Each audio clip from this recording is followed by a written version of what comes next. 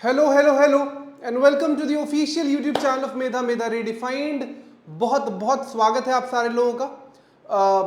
आप लोग ऑलरेडी हमसे परिचित हैं, लेकिन अगर कोई नया इस चैनल इस प्लेटफॉर्म पे आया है तो हमारी आपसे रिक्वेस्ट है कि do give a look to our content. देखिए हमारा कंटेंट, और अगर आपको पसंद आ रहा हो, आपको चीज़ें समझ में आ रही हो, आपको लग रहा हो कि ये फ़ायदेमंद है, तो सब्सक्राइब करिएगा, वीडियो को लाइक करिएगा। और आज मैं आपका समर्थ सर कुछ खास लेकर हाजिर हूं क्लास 10th के लिए। पहली मैथ्स की वीडियो, पहली तो वैसे नहीं, बहुत सारी वीडियोस हमने इसमें क्लास 10th मैथ्स के लिए, साइंस के लिए डाल रखी है, लेकिन इस सेशन के लिए पहला कॉन्सेप्चुअल वीडियो हम आपके लेकर आ रहे हैं। तो जो चैप्टर इस समय स्कूल में चल रहे होंगे, यूजुअल तौर पे लोगों के, कई लोगों के स्कूल में linear equation in two variable या pair of linear equation in two variable से शुरुआत होती है। हमने ऑलरेडी इसका एक बहुत full fledged one shot video आपके लिए शूट किया हुआ है, जो मैं इस वीडियो के डिस्क्रिप्शन और एंड स्क्रीन पर लगा दूंगा। तो मेरी आपसे रिक्वेस्ट ये है कि ये देखने से पहले एक बार आप वो देख लें, ताकि आपको पूरी कॉन्सेप्ट की अंडरस्टैंडिंग, पूरे मेथड्स की अंडरस्टैंडिंग की चैप्टर में क्या क्या है, क्या क्या हिस्सा है वो। और जैसा मैं हर चैप्टर के साथ करता हूं कि मैं किसी भी चैप्टर के full concept video, full problem solving video के बाद उस चैप्टर के एनसीईआरटी एग्जाम्पलर सॉल्यूशन के साथ आपके सामने आता हूं। तो आज मैं इसी चैप्टर, इस सेशन के लिए मैं शुरुआत कर रहा हूं pair of linear equation in two variable के एनसीईआरटी एग्जाम्पलर सॉल्यूशन के साथ, जहां मैं कोशिश करूंगा कि सारे एमसीक्यूज और शॉर्ट आंसर आपके लिए करा दूं, क्योंकि लॉन्ग आंसर वाले सवाल तो हमने वैसे भी इस वन शॉट वीडियो में बहुत डिटेल में किए हुए हैं। तो शुरू करें आज की बात। Welcome to the official YouTube channel of Medha redefined. मैं आपका समर्थ सर लेकर हाजिर हूं NCERT exemplar solution for chapter number 3 of your class 10 maths, pair of linear equation in two variable. मुझे पीछे आप देख पा रहे हैं। Let's head to exemplar. और हम इसमें देखिए, एग्जाम्पलर को सॉल्व करते वक्त मेरी आपको कई सारी, चूंकि आप थोड़े बड़े हो रहे हैं, फिर 11th 12th में आएंगे, आप कॉम्पिटिटिव डोमेन्स में जाएंगे। जब आप एमसीक्यू सॉल्व कर रहे हो ना, तो आप जितना मिनिमाइज कर सकते हो अपने स्टेप को, जितना तेज कर सकते हो। जब मैं इसीलिए ये सेक्शन लेकर आता हूं, ये वीडियो का हिस्सा आपके लेकर आता हूं, जहां मैं एमसीक्यूज आपको एक्सक्लूसिवली सॉल्व कराता हूं, ताकि जब आप पेपर में वो 20 एमसीक्यू सॉल्व करोगे तो आपको 40 मिनट से ज्यादा नहीं लगना चाहिए, 35-40 मिनट से ज्यादा नहीं लगना चाहिए। तेज करना है, सारे स्टेप्स थोड़ी लिखने हैं, जैसे आंसर मिला तुरंत क्लिक करना है, गलत नहीं करना है। लेकिन ऑब्जेक्टिव कर रहे हो ना, तो आपको प्रोसेस से थोड़ी मतलब है, आपको वर्किंग थोड़ी दिखानी है, आपको आंसर बताना है, तुक्का नहीं मारना है, लॉजिक से करेंगे, लेकिन with minimum number of steps. Let's begin. Pair of linear equation in two variable का एनसीईआरटी एग्जाम्पलर सॉल्यूशन। पहली चीज एमसीक्यू से शुरू कर रहे हैं आपके सामने, जहां जहां जो कॉन्सेप्ट आता जाएगा वो मैं आपको बताता चला जाऊंगा। कलर में कोई दिक्कत होगी तो आप मुझे बताएंगे। पहला सवाल है, graphically the pair of linear equations 6x minus 3y plus 10 is equal to 0, 2x minus y plus 9 is equal to 0 represent two lines which are intersecting at exactly 2 points, coincident, parallel lines। ठीक है, तो eventually अब आपको क्या निकालना है? अब आपको निकालना है कि इसका जो सोल्यूशन का नेचर है वो कैसा है। क्या वो यूनिक सोल्यूशन मतलब इंटरसेक्टिंग लाइन, नो सोल्यूशन मतलब parallel line, infinitely many solution मतलब कोइंसिडेंट लाइन। बात समझ गए? तो अब हम अगर जब वो नेचर ऑफ सोल्यूशन पता लगा लेंगे तो हमको पता लग जाएगा कि ये पेयर ऑफ इक्वेशंस कौन सी लाइन रिप्रेजेंट कर रही है। So we are heading to that. ठीक है, अब आपके सामने सवाल है, आई गेस आपको दिखाई दे रहा है, ठीक दिखाई दे रहा है कि येलो से लिखा जाए, कि येलो से लिखा जाएगा इसे। चले ठीक, तो आपके पास a1 क्या है? आपके पास a1 है 6, b1 है -3 और c1 है 10। यही होता है ना, a1x plus b1y plus c1 is equal to 0। Sign के साथ b1 की वैल्यू पिक करना प्लीज। a2 कितना है 2, b2 कितना है -1 और c2 कितना है 9। जरा ये रेशियो चेक करते और देखते क्या बन रहा है। तो लेट्स चेक कि क्या बन रहा है इवेंचुअली। a1 by a2 कितना आ रहा है? 6/2 कटा 3। ठीक है, b1 by b2 कितना आ रहा है? -3/-1 कटा कितनी आई? 3। चलिए, एक बात तो क्लियर हो गई कि यूनिक सोल्यूशन नहीं है, क्योंकि अगर यूनिक सोल्यूशन होता तो a1 by a2 is not equal to b1 by b2 होता, तो इंटरसेक्टिंग लाइंस वाला केस तो हट गया। अब आइए जरा c1 by c2 पे आते हैं। c1 by c2 कितना आ रहा है बच्चों? 10/9। तो अब देखो, ये 3 आ रहा है, ये 3 आ रहा है, क्या ये 3 है? नहीं। तो a1 by a2 is equal to b1 by b2 is not equal to C1/C2, और ये कौन सी कंडीशन रिप्रेजेंट करता था? नो सॉल्यूशन की। नो सॉल्यूशन का मतलब होता है बच्चों पैरेलल लाइंस। तो अब आपका ज्योमेट्रिकल आंसर क्या हो गया कि ये option number D parallel lines represent कर रही हैं। बात समझ आएगी नहीं? देखिए सिंपल सा लॉजिक है, कोई बहुत तिकड़म नहीं लगाना, नॉर्मल प्रोसेस पे काम करना, लेकिन रिड्यूस करने स्टेप्स को। क्योंकि मैं आपको समझा रहा हूं तो कई सारी चीजें मैं आपको बताऊंगा, समझाऊंगा, ताकि आप समझ जाओ। जब आप खुद सॉल्व करोगे ये सवाल तो आपसे रिक्वेस्ट ये है कि आप जितने मिनिमाइज कर सकोगे स्टेप उतने करना। ये आपको हायर कॉम्पिटिटिव डोमेन्स के सिखाने के तौर पे भी मैं आपको बता रहा हूं। क्योंकि मैं जेई का भी पढ़ाता हूं, मैं एनडीए का भी पढ़ाता हूं, मैं सारे कॉम्पिटिटिव डोमेन्स की मैथ्स पढ़ाता हूं। जितना टाइम रिड्यूस कर सकते हो उतना टाइम रिड्यूस करो। चलो अगला, the pair of linear equation, एकदम वही सवाल है। x + 2y + 5 = 0 and -3x - 6y + 1 = 0 have unique solution, exactly two solution, infinitely many solution, no solution. आइए देखते हैं। तो अब मैं सब लिख नहीं रहा हूं आपके सामने। a1/a2 कितना हो जाएगा? a1/a2, a1 कितना है? 1x का कोएफिशिएंट, इसमें कितना है? -3, तो 1/-3 मतलब -1/3, ठीक है। b1/b2 कितना है बच्चों? b1/b2 कितना है? 2/(-6), तो कट के -1/3, ठीक है, बराबर हो गया। तो इंटरसेक्टिंग सोल्यूशन तो घटा। c1/c2 कितना है बच्चों? 5/1, 5/1, तो क्या a1/a2 b1/b2 के बराबर है? जी हां सर। लेकिन क्या ये c1/c2 के बराबर है? नहीं। क्या रिप्रेजेंट कर रहा है? नो सोल्यूशन वाला case. Option number D answer हो जाएगा। ये मत सोचिएगा कि सारे आंसर ऑप्शन नंबर डी ही आएंगे, आने को कुछ भी आ सकता है, ठीक है। लेकिन आपको ध्यान रखना है अपने प्रोसेस पर, अपने स्किल पर ध्यान रखिए, सवाल वहीं से हो जाएगा। आगे बढ़ सकते हैं। ये दोनों सवाल लोगों को समझ में आ गया होगा। मैं जब एग्जाम्पलर कराता हूं तो मैं थोड़ा तेज जाता हूं, क्योंकि मुझे आपको उस आदत में डलवाना है जहां आप इसको बहुत तेज तेज तेज तेज लेकिन बिना गलती के करेंगे। चले बढ़े, चले आगे बढ़ते हैं। ठीक, देखिए मेजर सवाल इसी पर आते हैं। ठीक, मेजर सवाल जो आते हैं बच्चों वो इसी पर आते हैं। आइए अगले सवाल उठाते हैं और बात शुरू करते हैं। कोई और कलर लिया जाए? आइए चलिए। ठीक, if the pair of linear equation consistent, अच्छा यहां से एक अच्छी बात, अगर pair of linear equation consistent है, माने इसके सॉल्यूशन कंसिस्टेंट है। हम लोगों ने बहुत डिटेल में बात करी है कि अगर आपका पेयर ऑफ सॉल्यूशन कंसिस्टेंट है, ठीक, या ऐसे लिख लेते हैं कि सॉल्यूशन तीन तरीके के होते हैं बच्चों। एक होता है यूनिक सॉल्यूशन, एक होता है इनफाइनाइट मेनी सॉल्यूशन, और एक होता है बच्चों नो सॉल्यूशन। तो अगर आपके सिस्टम का सॉल्यूशन एग्जिस्ट कर रहा होगा, मैंने इस पे एक शॉर्ट्स भी बनाई है बहुत बढ़िया, ठीक, अगर आपके सिस्टम के इक्वेशंस का सॉल्यूशन एग्जिस्ट कर रहा होगा, चाहे वो एक हो, चाहे अनगिनत या इनफाइनाइट हो, आपका सिस्टम बच्चों कंसिस्टेंट कहलाएगा। आपका सिस्टम कंसिस्टेंट कहलाएगा। वो इनकंसिस्टेंट तभी कहलाता है जब उसका कोई सॉल्यूशन एग्जिस्ट नहीं करता है, ये ध्यान रखिएगा। तो अगर आपके सिस्टम का कोई भी सॉल्यूशन एग्जिस्ट कर रहा है तो वो कंसिस्टेंट होगा, माने आपका या तो इंटरसेक्टिंग लाइंस हो या तो कोइंसिडेंट। माने यूनिक का मतलब intersecting line, infinitely many solutions का मतलब कोइंसिडेंट लाइन। ऑप्शन नंबर सी आंसर है। सब तो देख के करने वाले सवाल है, बहुत बढ़िया सवाल है ये। अगला जो सवाल है, one of my favourites, the pair of equations y = 0 and y = -7 has what solution? One solution, two solution, infinitely many solution, no solution. अब आपको देखिए ये पहले थोड़ा देखना पड़ेगा कि ये लाइन कैसी है। आप देख रहे हो ना, हमने बात इस पर करी है। मैं वही कह रहा हूं कि आप वो देखना वीडियो जो हमने बनाई है वन शॉट वाली, जो मैं आपके लिए जो मैंने आपके लिए वन शॉट वाली वीडियो बनाई है, उसमें आप देखना। जब भी आपका कोई भी इक्वेशन y = a के फॉर्म का होता है, अब ये a कुछ भी हो सकता है, अब ये a की वैल्यू बच्चों कुछ भी हो सकती है, 1 2 -1 -3 0 कुछ भी हो सकती है। तो आपका जो लाइन होता है वो हमेशा हॉरिजॉन्टल लाइन होता है।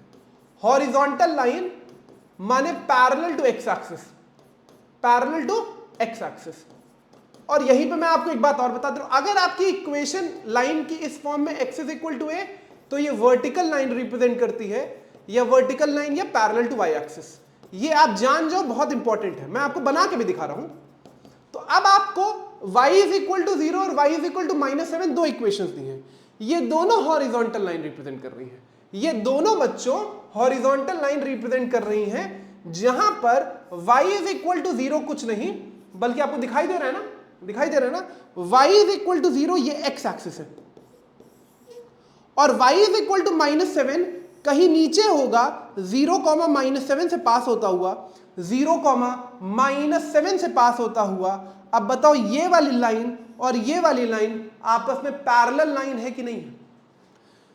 अगर दोनों इक्वेशन हॉरिजॉन्टल लाइन रिप्रेजेंट कर रही है तो वो आपस में मिलेंगी थोड़ी, वो पैरेलल लाइन होंगी हमेशा। तो जब भी कोई लाइन y = a के फॉर्म में है, a की वैल्यू कुछ भी हो, वो हॉरिजॉन्टल लाइन रिप्रेजेंट करती है। माने ये लाइंस आपस में पैरेलल लाइंस हैं, माने इसका सॉल्यूशन नहीं होगा। कहां पे question? No solution. Option number D. बहुत सारे आंसर ऑप्शन नंबर डी आ रहे हैं। ये बात समझना, ये सवाल बहुत अच्छा है, ये सवाल बहुत अच्छा है। दो लाइन जिसके इक्वेशन का फॉर्म y = a का है, वो हमेशा पैरेलल लाइंस रिप्रेजेंट करती है। बढ़े आगे, चले। The pair of the equation x = a and y = b represents line which are. देखो इतना बढ़िया सवाल मैंने आपको बता दिया, मैंने इसी सवाल के साथ आपको बता दिया। x = a का मतलब हॉरिजॉन्टल लाइन जो a, 0 से पास हो रही है, और y = b वर्टिकल लाइन जो a, 0 से पास हो रही है, सॉरी। और y = b मतलब हॉरिजॉन्टल लाइन जो 0, b से पास हो रही है। मतलब ये कुछ ऐसा बनेगा, x = a कुछ ऐसी, मान लो ये पॉइंट a, 0 है, तो ये x = a की लाइन है, और ये मान लो 0, b है पॉइंट, कोई भी पॉइंट है, ये ऐसी लाइन बनेगी। अब ये दोनों आपस में कहां इंटरसेक्ट कर रही है बच्चों? कहां इंटरसेक्ट कर रही है? a, b में इंटरसेक्ट करेंगी बिल्कुल, क्योंकि एक हॉरिजॉन्टल एक पैरेलल, दोनों आपस में परपेंडिकुलर होंगी। एक और अच्छी बात है, आपको पता लग गई कि जब भी कोई लाइन y = a और x = b के फॉर्म का होगा तो वो हमेशा परपेंडिकुलर इन नेचर होंगे, इंटरसेक्ट करेंगी बिल्कुल। कहां? a, b पर। So intersecting at the point a, b, option number D. फिर एक आंसर आ गया, लेकिन कोई बात नहीं। बात समझ गए? कहीं पे कुछ दिक्कत हो रही है तो बताइए। For what values of k do the equation 3x - y + 8 = 0 and 6x - ky = -16 represent coincident lines? ठीक है, ये सवाल भी मैं बहुत सारे आगे भी लेकर आने वाला हूं जब मैं शॉर्ट आंसर कराऊंगा। बहुत अच्छा सवाल है। आपका a1 कितना है इसमें भैया? 3, b1 कितना है? -1, c1 कितना है? 8। ठीक है, a2 कितना है? 6, b2 कितना है? -k, और c2 कितना है? बहुत ध्यान से करना, गड़बड़ी हो जाएगी। देखो ये बात हम लोगों ने पहले की कि या तो दोनों इक्वेशन में कांस्टेंट LHS में रखना, या तो दोनों में RHS में रखना। इसमें LHS में है, इसमें RHS में है। इसको प्लीज पहले कन्वर्ट कर लेना, वरना गलती हो जाएगी।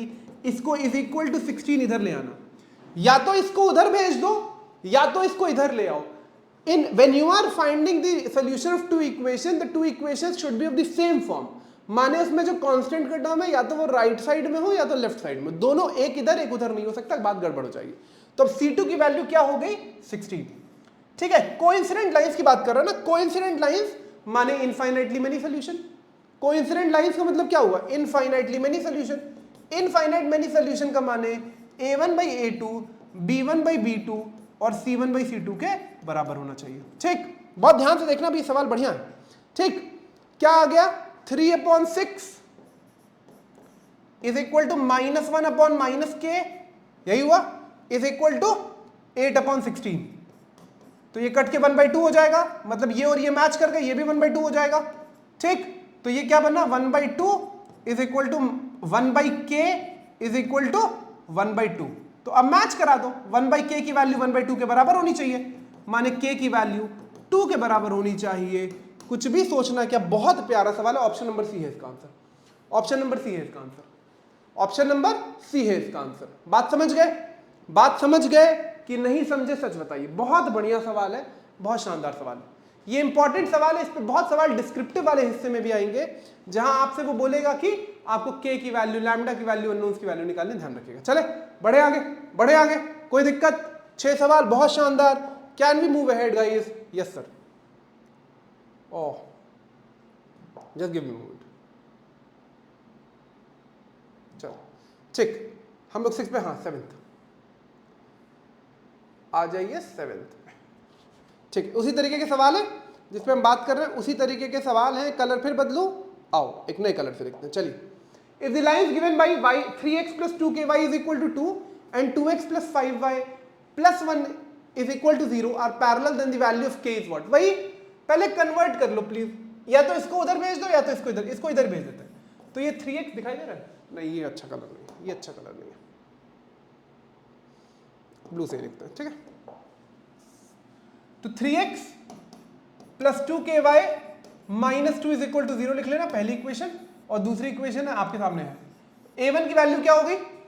तो अगर नो सोल्यूशन है, अगर नो सोल्यूशन है तो a1 by a2 should be equal to b1 by b2 should not be equal to c1 by c2। यही होना चाहिए, यही होना चाहिए अगर नो सोल्यूशन वाला केस है। पैरेलल ना, पैरेलल का मतलब नो सोल्यूशन, पैरेलल का मतलब नो सोल्यूशन, ठीक। आओ देखते हैं a कितना है, a कितना है 3, a1 कितना है 3, b1 a2 कितना है 2 इज इक्वल टू b2 कितना है, b1 कितना सॉरी 2k और b2 कितना है 5 is equal to 2/1 is equal to not equal to 2/1, not equal to 1, ठीक है। ये तो बात तय हो गई, 3/2 नॉट 2/1।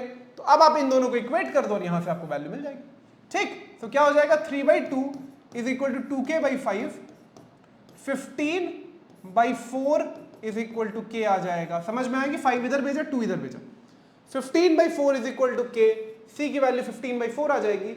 एक बात मैं इसमें आपको एक एड बता, ये बात इंश्योर कर लीजिएगा, ये बात इंश्योर कर लीजिएगा कि ये बराबर नहीं होना चाहिए। अगर ये बराबर हो गया तो फिर नो सोल्यूशन का केस नहीं बनेगा।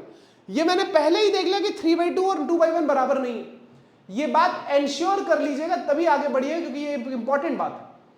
अगर ये बराबर हो गया तो फिर ये नो सोल्यूशन का केस कहां है, ये तो इंसिडेंट कोइंसिडेंट या इनफाइनाइटली मेनी सोल्यूशन का केस हो जाएगा, ठीक। पढ़े the value of c for which the system of equation cx में एक ही तरीके के सवाल है लेकिन कर लेते हैं।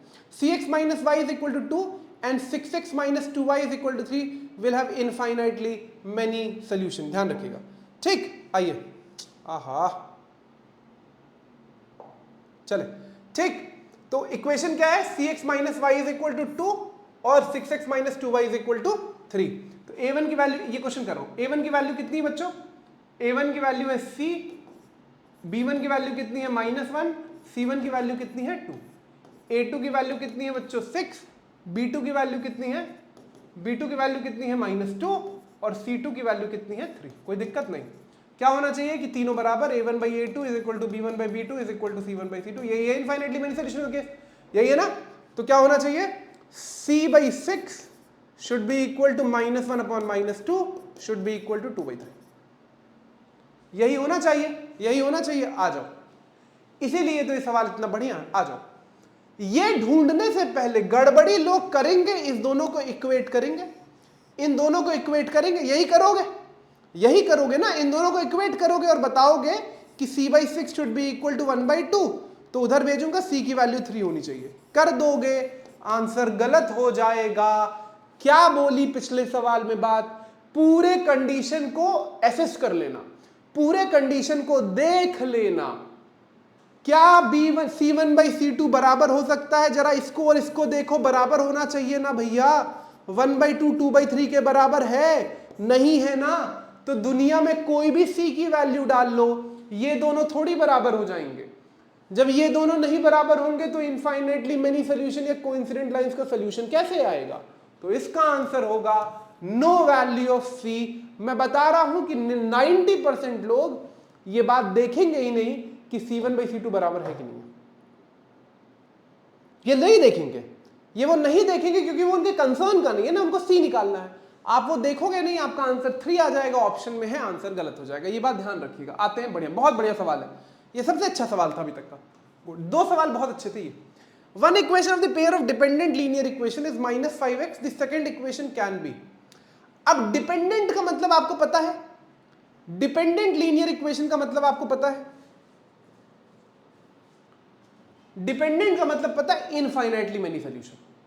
डिपेंडेंट का मतलब इनफाइनाइटली मेनी सोल्यूशन, ये ध्यान रखिएगा। इंडिपेंडेंट कंसिस्टेंट होगा तो डिपेंडेंट इंडिपेंडेंट होगा, डिपेंडेंट का मतलब इनफाइनाइटली मेनी सोल्यूशन। जितना मुझे, अगर मैं कुछ गड़बड़ नहीं करूं, डिपेंडेंट का मतलब infinitely many solution, infinitely many solution. आप इक्वेशन बना दो जिसमें तीनों बराबर हो जाए तो बात आपकी सामने निकल कर आ जाएगी। कौन सा इक्वेशन होगा? तो हमारी एक इक्वेशन है -5x + 7y is equal to 2 ना। तो हमको ये चाहिए -10x + 14y is equal to -4 पे तो बात गलत हो जाएगी, +4 होना चाहिए, -4 इसमें मेरे ख्याल से। अच्छा ठीक है, फिर तो क्या दिक्कत है, नहीं 10x - 14y, हाँ तो ये हो जाएगी, ये हो जाएगी 10x - 14y = -4। देखो a1/a2 कितना आएगा, a1/a2 कितना आएगा, -5/10, b1/b2 कितना आएगा, 7/-14, और c1/c2 कितना आएगा, 2/-4। कटा कटा कटा, सारी वैल्यू -1/2, -1/2, -1/2। ध्यान रखना डिपेंडेंट शब्द इस्तेमाल हुआ, डिपेंडेंट का मतलब इनफाइनाइटली मेनी, इंडिपेंडेंट का मतलब कंसिस्टेंट में यूनिक सोल्यूशन। डिपेंडेंट का मतलब इनफाइनाइटली मेनी, इंडिपेंडेंट का यूनिक सोल्यूशन। थोड़ा फंसाने वाला सवाल था, मुझे पहले देख के लगा ये हो जाएगा, लेकिन फिर वो c1/c2 भी तो मैच कराना है। So option number 10x - 14y वाला कौन सा ऑप्शन है, ये ऑप्शन नंबर डी हो जाएगा आंसर। बात समझ आई कि नहीं आई, सच बताइए। डिपेंडेंट का मतलब इनफाइनाइटली मेनी, इनफाइनाइट मेनी, और इंडिपेंडेंट का मतलब यूनिक, यूनिक। ध्यान रखना प्लीज, कंसिस्टेंट में ही बात करते हैं, इनकंसिस्टेंट या नो सोल्यूशन में बात करने का कोई पॉइंट नहीं है, ठीक।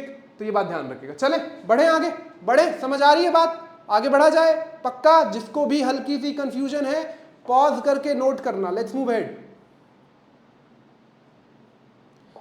A pair of linear equation has a unique solution x is equal to 2, y is equal to -3 is a pair of linear equation which has a unique। अच्छा ठीक है, ठीक है। तो आपसे कह रहा है कि एक ऐसी इक्वेशन बतानी है जिसमें x is equal to 2 और y is equal to -3 solution होगा यूनिक।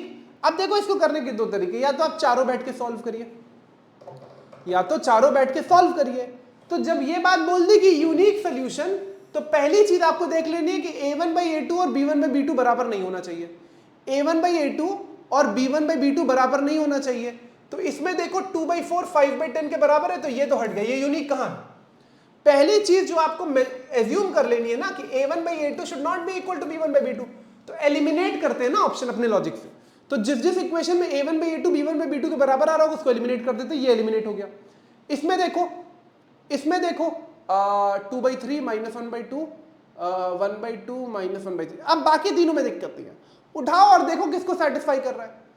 तो 2 - 3 जब इसमें पुट करोगे तो क्या आएगा, 2 - 3 इज इक्वल टू -1, ठीक है। इसमें क्या आएगा, 4 + 9 हो जाएगा, तो इज इक्वल टू ये नहीं होगा। सेटिस्फाई नहीं कर रही ना, एक्स और वाई की वैल्यू उठा के डालना चालू कर दो, एक्स और वाई की वैल्यू उठा के डालना चालू कर दो बेटा। इसमें क्या हो जाएगा, 2 - 3 पहले वाले में -1 तो ट्रू है, इसमें डालो तो 4 + 9 13 आएगा, तो ये नहीं होगा। इसमें देखते हैं और सी में, तो कितना हो जाएगा, 2 - 2 + 3 ये हो जाएगा 4 + 3 हो जाएगा ना, क्योंकि y की वैल्यू -3 दी हुई है, तो ये भी नहीं सेटिस्फाई कर रहा। हटाओ इसको, बचा तीसरा। और इसमें देख लेते हैं, और इसमें देख लेते हैं, आ जाइए। इसमें क्या हो जाएगा, x की वैल्यू कितनी है 2, y की वैल्यू कितनी है -3, तो 2 + 12 -14 इज इक्वल टू 0 ट्रू है। इसमें चेक कर लेते हैं, 10 + 3 -13 इज इक्वल टू 0 ट्रू है। ऑप्शन नंबर डी है। तो पहले एलिमिनेट कर लेना उस लॉजिक से जिसमें आपसे ये बात हो रही है कि यूनिक सोल्यूशन है, तो a1/a2 पहले मैंने वो ऑप्शन एलिमिनेट कर दिया। फिर आप उठा के डाल दो x और y की वैल्यू चारों में, बहुत जल्दी जल्दी पड़ जाएगी, सॉल्व हो जाएगा, ठीक है। सॉल्व करने की जरूरत नहीं है। If x is equal to a and y is equal to b is the solution of the equations x minus y is equal to 2 and x plus y is equal to 4, then the values of a and b respectively are, बहुत बढ़िया। अगर a और b, x is equal to a और b इन दोनों के solution है, तो मतलब इसको सेटिस्फाई कर रहे हैं। तो आप उठाओ और x और y की वैल्यू इसमें पुट कर दो, तो ये हो जाएगा a minus b is equal to 2 और ये हो जाएगा a plus b is equal to 4।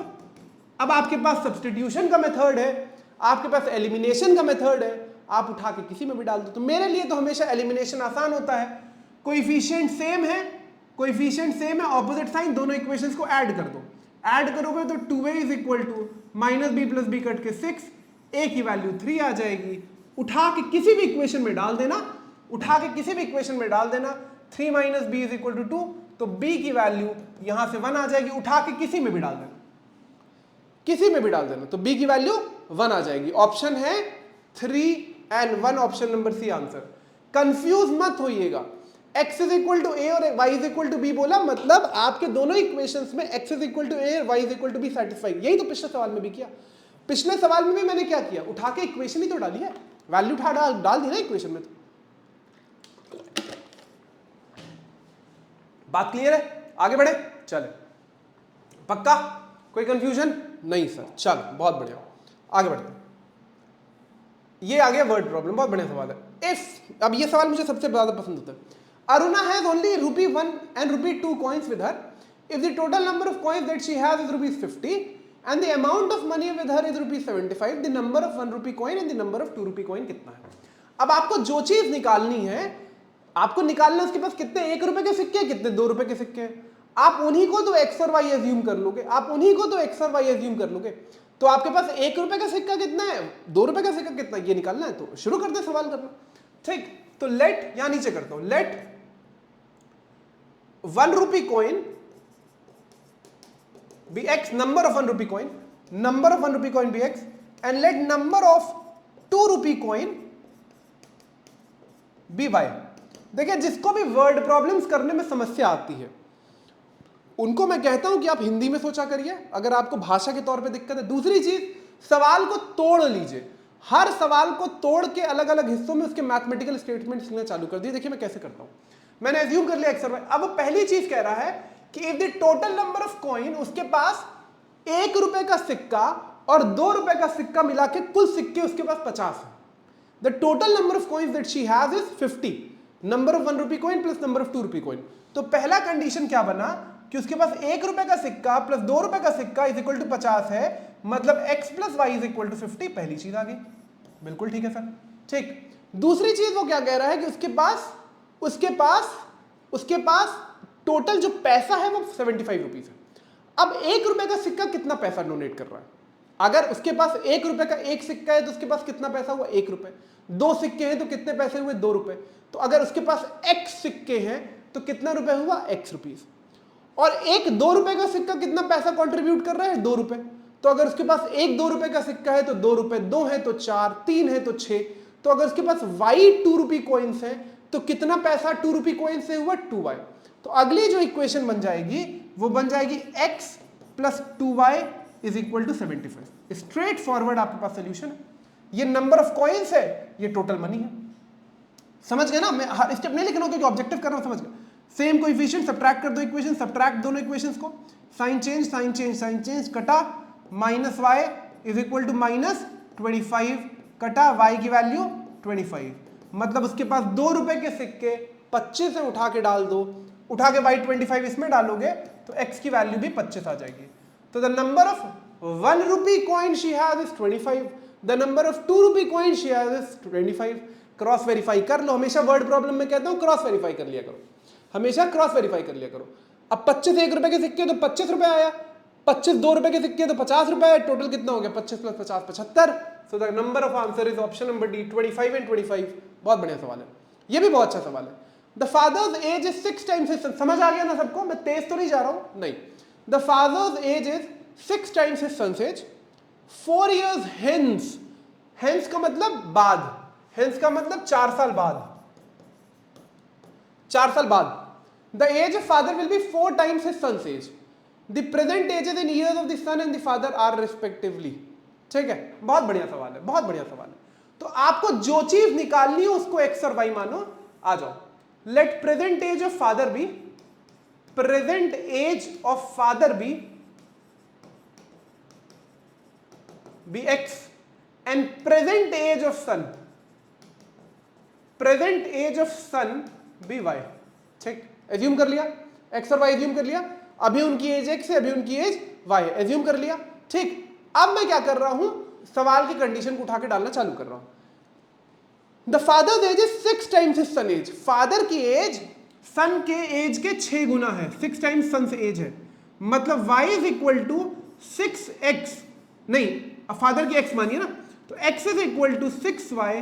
पहली इक्वेशन हो गई कि नहीं होगी? सिंपल बात है कि जो फादर की एज है वो अपने बच्चे के या सन के 6 गुना है, 6 टाइम्स है।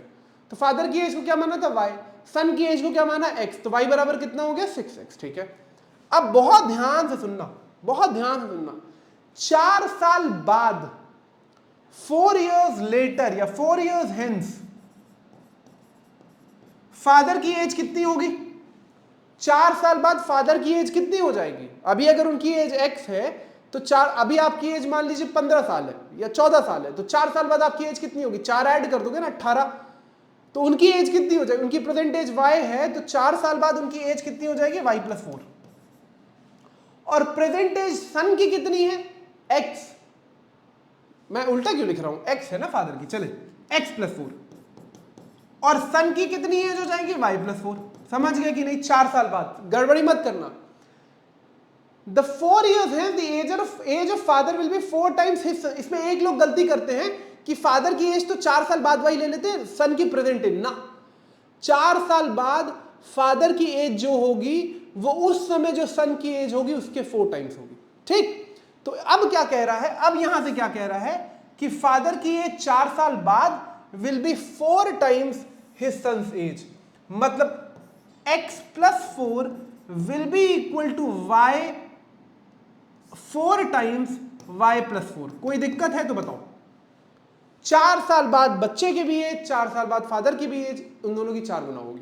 अब यहां से उठा के डाल दो। एक कंडीशन आई है आपके पास, x की वैल्यू 6y आई रही, इसमें एलिमिनेट मत करना है, तो बहुत सिंपल सवाल है। x की वैल्यू 6y उठा के इसमें डाल दो, तो 6y+4 ओपन कर लेते हैं, 4y+16, 4y+16 इसको इधर भेज देते हैं। ठीक, 6y - 4y 2y is equal to 16 - 4 12, y की वैल्यू 6। तो लड़के की प्रेजेंट एज कितनी है? लड़के की प्रेजेंट एज कितनी है? 6 साल। फादर की प्रेजेंट एज कितनी हो जाएगी? 6y, that is 36। आओ जरा क्रॉस वेरीफाई कर लेते हैं, आओ जरा क्रॉस वेरीफाई कर लेते हैं। अभी फादर की एज 36 है, 4 साल बाद कितनी होगी? 40। 4 साल बाद कितनी होगी? 40। अभी बच्चे की एज या सन की एज 6 साल है, 4 साल बाद कितनी होगी? 10। 10 × 4 40 होता है, बिल्कुल आंसर सही आया है, बिल्कुल 4 टाइम्स होगी, बिल्कुल। तो फादर की एज है 6, सन और फादर की पूछा ना, 6 और 36। ऑप्शन नंबर सी आंसर है। कुछ भी दिक्कत है तो बताओ। बहुत बढ़िया सवाल है, दोनों बहुत अच्छे सवाल थे। कुछ भी दिक्कत है तो बताओ क्विकली, कुछ भी दिक्कत है तो बताओ। समझ गए वर्ड प्रॉब्लम में कैसे तोड़ा? बात समझ गए कि नहीं समझे? क्या दोबारा समझाने की सवाल है? एक जो इसमें इंपॉर्टेंट बात बताई थी वो क्या बताई थी कि प्रेजेंट एज और प्रेजेंट एज मानना 4 years हेंस, 4 साल बाद जो फादर की एज होगी, 4 साल बाद जो सन की एज होगी, उस पर बात कर रहे थे। बढ़े आगे, चलो चलो देखा जाए कुछ और ऑब्जेक्टिव है क्या। तो अब ये शॉर्ट आंसर क्वेश्चंस आ गए। Let's see if we could look to some questions of the short answer time. वैसे मैंने आपको एमसीक्यू करा दिया, इसमें सारे तरीके के सवाल मैंने आपको करा दिए। 1 मिनट का वक्त दीजिए, थोड़ा सा ये सॉल्व होने का लेते। आइए शॉर्ट आंसर देखते हैं, आइए जल्दी जल्दी लेके करेंगे, जल्दी जल्दी। ठीक, do the following linear equations have no solution, justify your answer. Let's check. बहुत सिंपल सा सवाल है, बहुत सिंपल सा सवाल है। क्या सारे इक्वेशंस के नो सॉल्यूशन? आइए देख लेते हैं। इसमें a1/a2 कितना होगा? 2/6 is equal to 4/6 is equal to 3/6। आइए देखें, 2/6 नहीं बराबर है, तो ये नो सॉल्यूशन नहीं है। इसमें नो सॉल्यूशन नहीं है, इसमें यूनिक सॉल्यूशन है, इसमें यूनिक सॉल्यूशन है। क्यों? क्योंकि 1/3 जो है वो 2/3 के बराबर नहीं है, तो यूनिक सॉल्यूशन हो गया। ठीक है, आओ जरा सेकंड वाला देख ले। x is equal to 2y, x is equal to 2y। तो जरा इसमें अगर तुम लोग लिखोगे तो कैच ऐसी इक्वेशन बनेगी ना, और इसमें क्या बनेगी? 2x - y is equal to 0। आओ जरा देखा जाए, a1/a2 कितना हो गया? 1/2। b1/b2 कितना हो गया? Is not equal to -2/-1। कहां बराबर है? 1/2 2 के बराबर थोड़ी है। इसका भी यूनिक सोल्यूशन है, इसका भी यूनिक सोल्यूशन है। ठीक, आ जाओ जरा इसको देखा जाए। 3x + y 3/2। आओ ये बढ़िया सवाल है, इसमें नो सोल्यूशन है क्या वो देखा जाए। a1/a2 कितना है? 3/2। b1/b2 कितना है? 1/2/3। c1/c2 कितना है? -3/-2। इसको इधर ले आना प्लीज, ये बात मैं पहले कर चुका हूं, दोनों एक साइड रखना। ठीक है, तो 3/2 कट गया। ये कितना हो जाएगा? 3/2 is equal to 3/2 is equal to 3/2। बिल्कुल गलत, इसका इनफाइनाइटली मेनी सोल्यूशन है। All the equations are consistent. पहले दोनों के यूनिक सोल्यूशन है, तीसरे वाले का इनफाइनाइटली मेनी सोल्यूशन। एकदम नॉर्मल लॉजिक से चेक करना। Do the following represent coincident line, justify your answer. ठीक, जस्टिफाई मैंने कर दिया सब। इसमें और देख लिया जाए, इसमें और देख लिया जाए तो 3/7 इज इक्वल टू 1 बाई, मैं बाद में लिखूंगा 1/7/3 इज इक्वल टू 3/7। तो ये हो जाएगा 3/7 इज इक्वल टू, गड़बड़ी मत करना, ये 1/21 है, ये बराबर नहीं है, इसका यूनिक सोल्यूशन है। ये गड़बड़ी मत करना, ये किस 3 ऊपर लेके चले जाओ ना भैया, ये 3/1 है तो ये 1/21 हो जाएगी, गड़बड़ी मत करना प्लीज।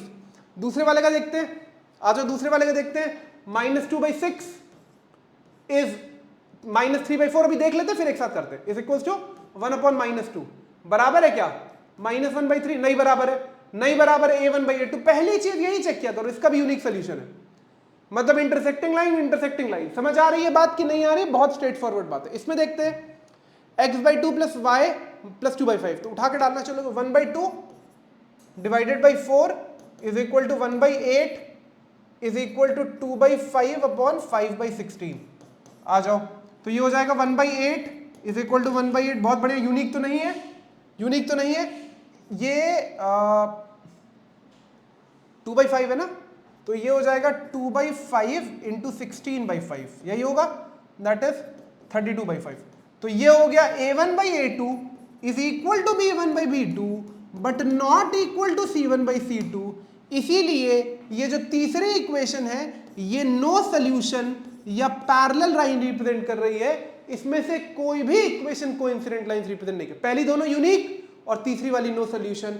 बात समझ आए? कुछ नहीं करना, A1/A2 B1/B2 C1/C2 उठा के चेक करना। यहां पे कोएफिशिएंट्स फ्रैक्शंस में दिए हुए हैं, तो बहुत ध्यान रखना कि उसमें गलती ना हो, बहुत ध्यान रखना कि उसमें गलती ना हो। बढ़ जाए आगे, पक्का सिंपल है ये तो, कुछ है ही नहीं इसमें। चलो, are the following equations consistent, ये मैं करूं कि आप कर लोगे? सच बताओ, ये मैं करूं कि आप कर लोगे? मैंने बहुत कर दिया। चलो एक मैं बता देता हूं आपको, कंसिस्टेंट चेक करने का मतलब इनफाइनाइट या यूनिक अगर हो गया तो कंसिस्टेंट है, नो सोल्यूशन के केस पे ही इनकंसिस्टेंट होता है। तो पहला चेक कर लेते हैं, तो -3/4 और -4/3 बराबर नहीं है, यूनिक सोल्यूशन है, मतलब कंसिस्टेंट है, मतलब कंसिस्टेंट है। भाई नहीं बराबर है, मैं तो पहले द फर्स्ट थिंग जो आप चेक करोगे वो चेक करोगे A1/A2 B1/B2 के बराबर है कि नहीं है। ठीक है, आ जाओ अगला देखो आप, बहुत ध्यान से करना, बहुत ध्यान से करना।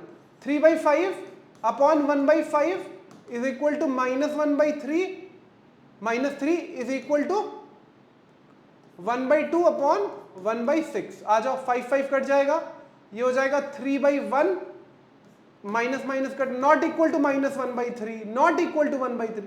3/1 1/3 के बराबर थोड़ी है, 3/1 1/3 के बराबर थोड़ी है, इसका भी यूनिक सोल्यूशन है, कंसिस्टेंट है।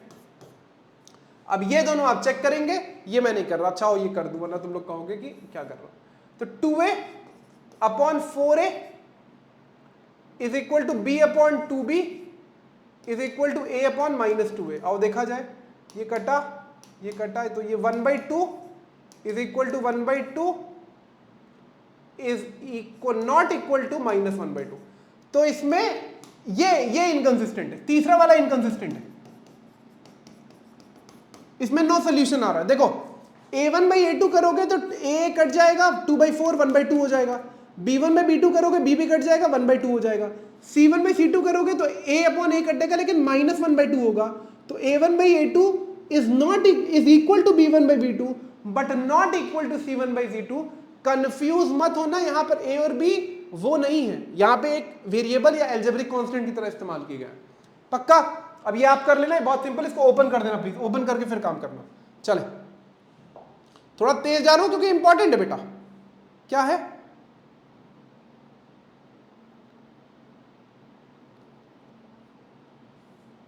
अच्छा ये पूछ रहा है, to have infinitely many solutions the value of lambda should be 1 if the statement true give reasons. चलो आओ देख, ये कह रहा है कि ये पेयर ऑफ इक्वेशन है, ये कह रहा है कि ये पेयर ऑफ इक्वेशन है, इसमें इनफाइनाइटली मेनी सॉल्यूशन होने के लिए लैम्डा की वैल्यू 1 होनी चाहिए। क्या ये बात ट्रू है कि नहीं है, ये देखते हैं। तो A1 की वैल्यू क्या है बच्चों? लैम्डा। B1 की वैल्यू क्या है? 3। C1 की वैल्यू क्या है? -7। A2 की वैल्यू क्या है? 2। B2 की वैल्यू क्या है? 6। C2 की वैल्यू क्या है? 14। ठीक, अब आओ देखा जाए इनफाइनाइटली मेनी सॉल्यूशन के लिए केस क्या है? इनफाइनाइट मेनी सॉल्यूशन के लिए केस क्या है कि A1/A2 should be equal to B1/B2 should be equal to C1/C2। आ जाओ चले चले, पक्का पक्का, ठीक। क्या हो जाएगा, lambda upon 2 should be equal to 3/6 should be equal to -7 है, -7 है ना, -7 अपॉन 14। ये सवाल मैं पहले भी आपको करा चुका हूं, ठीक।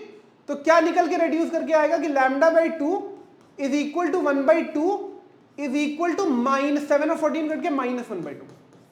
अब आप गलती क्या करेंगे, आप कहेंगे भैया ये दोनों बराबर होना चाहिए, तो ठीक है लैम्डा की वैल्यू 1 हो गई। गलत बात, गलत बात। ये देखो कहां ये और ये बराबर है, ये और ये कहां बराबर है, 1/2 -1/2 के बराबर है, नहीं बराबर है ना। तो लैम्डा की कोई भी वैल्यू उठा, एक एमसीक्यू में तो कोई भी वैल्यू उठा के ले आओ, लैम्डा की किसी भी वैल्यू के लिए आपका सिस्टम कंसिस्टेंट नहीं हो सकता। लैम्डा की किसी भी वैल्यू के लिए आपका इनफाइनाइटली मेनी सोल्यूशन नहीं हो सकता, होगा ही नहीं C1/, ये थोड़ी चेंज कर दोगे, ये तो कांस्टेंट है ना बेटा। तो ये अगर इसकी वैल्यू, अब देखो एक जो गलती करेंगे इसको मैच कराने के लिए इससे कर दोगे, तो बोलोगे लैम्डा की वैल्यू -1 होगी। अगर लैम्डा -1 होगी फिर ये और ये बराबर नहीं है, फिर ये और ये बराबर नहीं है। तो आपको तीनों को आपस में बराबर रखना है। No, it is false, the statement is false, no value of lambda, no value of lambda can make this system consistent, can make this system consistent, नहीं हो पाएगा, ये बात ध्यान रखना, नहीं हो पाएगा। बहुत अच्छा सवाल है, कंफ्यूज करने वाला सवाल है, ध्यान रखना। मैंने बहुत डिटेल में बताया। हम 1-2 सवाल और लेते हैं क्योंकि मोटा मोटी हमने सारे कॉन्सेप्ट्स कवर कर लिए। आइए, ठीक, चले। टू हैव इनफाइनाइटली में हो गया। For all real values of c, for all real values of c, the pair of equations x - 2y = 8 and 5x - 10y = c have a unique solution. Justify whether it is true or false. ठीक है, पहले ये वाला सवाल करते हैं। अब इसमें a1 क्या है बेटा, a1 क्या है 1, b1 क्या है, यहां लिखते हैं ना, मैं नीचे लिखता हूं। b1 की वैल्यू क्या है -2, c1 की वैल्यू क्या है 8, ठीक। a2 की वैल्यू क्या है 5, c2 की वैल्यू क्या है -10, बहुत बढ़िया। और b2 की वैल्यू सॉरी -10, और c2 की वैल्यू क्या है c, c2 की वैल्यू क्या है c, दिखाई दे रहा है बिल्कुल। आ जाओ a1 बाई, यूनिक सोल्यूशन के लिए क्या देखना है कि a1/a2 और b1/b2 बराबर नहीं होना चाहिए, यही देखना। आइए देखते हैं। तो 1/5 इज नॉट इक्वल टू -2, मैं एक बार ध्यान से मुझे देख, -2 अपॉन -10 ही है ना, हाँ। कट के क्या बनेगा भैया, 1/5 और 1/5 बराबर हो गए ना, बराबर हो गए ना 1/5 और 1/5। अब c कुछ भी हो जाए, c कुछ भी हो, जब a1/a2 अगर मैं गड़बड़ी नहीं किया हूं तो 1/5 और माइनस, ठीक है। अगर a1/a2 और b1/b2 बराबर हो गए और उसमें c का कोई रोल ही नहीं है, तो अब ये सिस्टम कभी यूनिक सोल्यूशन होल्ड कर सकता है, कभी यूनिक सोल्यूशन होल्ड कर सकता है, नहीं कर सकता। हमको c1/c2 चेक करने की आवश्यकता है ही नहीं जब मैं यूनिक सोल्यूशन की बात कर रहा हूं। अब मैं नो और कोइंसिडेंट या इनफाइनाइटली मेनी सॉल्यूशंस की बात करूंगा तो बात अलग हो जाएगी, लेकिन अब तो ये यूनिक सोल्यूशन हो ही नहीं सकता। सो गलत बात है। For all values of real values of c, the pair of linear equations have true, exactly false statement. No value of c, no value of c can give a unique solution to this, can give a unique solution to this. बहुत बढ़िया सवाल। देखिए मैं आपको एक चीज बता रहा हूं, आपके कॉन्सेप्ट को रीअफर्म करने के लिए, आपके कॉन्सेप्ट को बहुत पुख्ता और बहुत सॉलिड करने के लिए सवाल बहुत अच्छे हैं, क्योंकि आपको बहुत सारे प्लेन्स पे सोचने के लिए मजबूर कर रहे हैं और इस तरीके के सवाल आते हैं। आप में तो बहुत सारे लोग होंगे जो एनटीएससी ओलंपियाड्स की तैयारी कर रहे होंगे। एनसीईआरटी एग्जाम्पलर लगाया करिए, बहुत अच्छी किताब है ये, मैंने अपनी इंट्रोडक्टरी वीडियो में भी आप लोगों के लिए बोला था, बहुत इंपॉर्टेंट किताब है। Let's see our last question for the day. The line represented by x is equal to 7 is parallel to x axis. Justify whether the statement is true or false. मैंने पहले बताया कि x is equal to a की form का line, जहां a कोई भी real value है, ये एक वर्टिकल लाइन रिप्रेजेंट कर रही है, ये एक वर्टिकल लाइन रिप्रेजेंट कर रही है। वर्टिकल लाइन का मतलब line that is parallel to y axis represent कर रही है। अब कोई लाइन अगर पैरेलल टू y एक्सिस है तो वो x एक्सिस के कैसे पैरेलल हो सकती है, वो तो x एक्सिस के परपेंडिकुलर होगी। So this line that is x is equal to -7 या 7 जो भी है, is parallel to y axis which eventually means it is perpendicular to x axis भाई, perpendicular to x axis। तो पैरेलल टू एक्स एक्सिस वाले statement शुद्धम शुद्ध false है, ये ध्यान रखिएगा, ये ध्यान रखिएगा। बहुत बढ़िया सवाल है सारे, ठीक। तो मैंने आपके लिए सारे एमसीक्यू, सारे शॉर्ट आंसर टाइप कर दिए। अब मैं आपको दिखा भी देना चाहता हूं, बस अब मैं आपको दिखा भी नहीं, ये जितने आप सवाल देख रहे हो, ये आप जितने सवाल देख रहे हो, जितने भी सवाल आप सॉल्यूशंस के तौर पे मैं आपको दिखा रहा हूं, जस्ट गिव मी मोमेंट।